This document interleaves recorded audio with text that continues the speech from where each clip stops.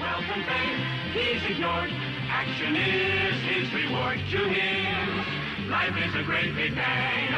Wherever there's a hang, you'll find a Spider-Man. What's going on, guys? It's Jake here, bringing you guys another Spider-Man video. Now this video is going to be talking about the Amazing Spider-Man franchise and where it should go at this point, because we've just recently seen the Amazing Spider-Man 2. And now I want to get my opinion out there on where I think this series should go at this point, this franchise of movies. So that's what I want to talk about today. So really, all we know at this point is that there's going to be a Spider-Man movie every year. I'm not exactly sure if this starts in the year 2016 or 2015, but we're going to have a movie every year. It'll consist of 4 movies. It'll be The Amazing Spider-Man 3, The Amazing Spider-Man 4, and the Sinister Six spinoff and the Venom spinoff, not to mention if they make sequels with those spinoffs. But that's what we have confirmed so far. So, now, in my eyes, the perfect timeline would be The Amazing Spider-Man 3, the Sinister Six movie, the Venom movie, and then The Amazing Spider-Man 4. Okay, so, now I really want to talk about how this timeline should go. What's my opinion on how this movie should roll? Where should it go after the events of The Amazing Spider-Man 2? So let's hop right into it. I say we start the next movie with The Amazing Spider-Man 3. Now, who are we going to introduce in The Amazing Spider-Man 3? You're going to introduce Mary Jane Watson. We're going to introduce Eddie Brock.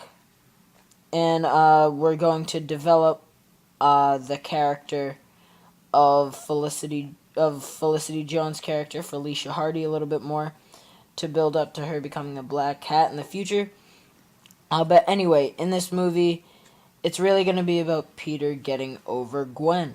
Mary Jane will be there, and I don't think they should have anything serious in this movie, because I think this should really be about Peter moving on from the girl he loved actually dying.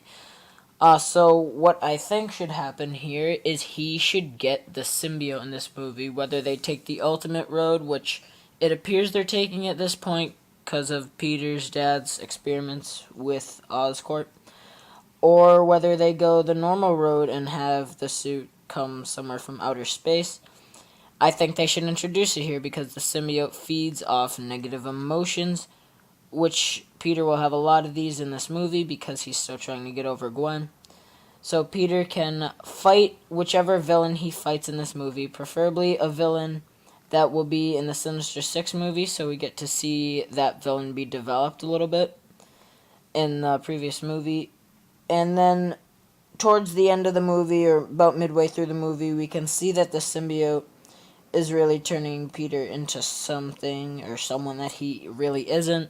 He's more aggressive, he's more angry, not to the point of what the symbiote will completely turn him into, like a complete ass, but we should see Peter becoming someone he isn't, and Mary Jane will start to realize, and Aunt May will start to realize that he's really changing. And then we will hop in to the Sinister Six movie. In the Sinister Six movie, I think it would be great to have Black Cat make her appearance and help Spider-Man fight the Sinister Six. Now, during this, Peter should still be in the symbiote during this whole movie, so he can fight him, fight the Sinister Six, much like he did in the Spectacular Spider-Man series with the symbiote on. And I think this will make it more even, considering the suit makes him stronger, etc. And then Black Cat can also help him fight after Felicity Jones' character becomes the Black Cat sometime in the Sinister Six movie. And honestly, Black Cat could be the main love interest in this if they really need one. Mary Jane will be there, and maybe even a love triangle thing would work. But also very important in this movie is we want to see Eddie Brock and Peter somehow get into an argument or a fight. And this would really work considering the symbiote is continuing to turn Peter into a more aggressive person and someone that he normally isn't. So he'll start fights, he'll get angry, and him and Eddie just won't like each other much. And then some huge event could happen that make Eddie just truly hate Peter and Spider-Man completely, building up to his character of eventually being Venom. So now, towards the end of the Sinister Six movie, even after he defeats the Sinister Six, he is going to get rid of the symbiote. It's just going to be too much. Maybe Mary Jane has completely given up on him. Maybe Aunt May has, or maybe he really cares about Black Cat in this movie, and Black Cat completely doesn't care about him anymore. So at this point, he has to get rid of this suit. And he does, and at the end of this movie, at the end of the Sinister Six, we witness Eddie Brock's transformation into Venom. After being angry to Peter throughout the whole movie, we get to see him become Venom. We see nothing but him actually become Venom. Then we hop into the Venom movie. Venom really finding his boundaries, finding his origin story. And basically, this movie won't revolve as much around Spider-Man as it will around Venom as a character. Now, Venom could very well fight Spider-Man in this movie. Obviously, he probably will at some point, and maybe even fight Carnage if Carnage gets brought into this. But this movie will be centered around Venom, so there's not much to say about what will happen with Spider-Man. Probably continuing the romance between Peter and Mary Jane. But that's when we get to see Venom in his own movie on the big screen. Then we can hop into the Amazing Spider-Man 4, where we will close it out. Maybe Venom may become a good person. Maybe he'll become a bad person.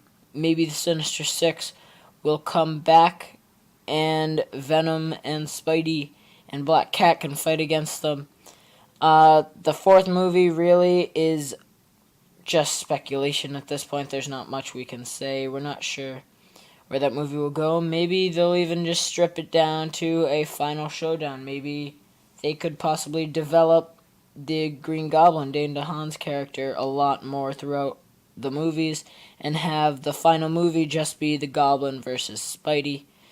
Because that's always a great matchup to watch, whether it's on screen or whether you're reading a comic. So maybe they'll just do that. But the Amazing Spider-Man 4 is really just a question. So leave in the comments where do you think the series should go? Do you agree with my opinion, or do you disagree with it? What's your thoughts on where this franchise should go after The Amazing Spider-Man 2? Thanks so much for taking time to watch my video. Leaving a like would be great. I'd really appreciate it. And we're very close to 100 subscribers now. I believe it's 96. If you guys could hit that subscribe button, 100 subscribers would just be amazing. All the support you guys are giving me is great. And it's really awesome to somewhat start to become part of the Spider-Man community on YouTube. And I'm so excited to have so many of you guys backing me up. So hit that subscribe button. Thanks for watching my video, and more Spidey stuff coming your way soon. Thanks, guys, and I'm out.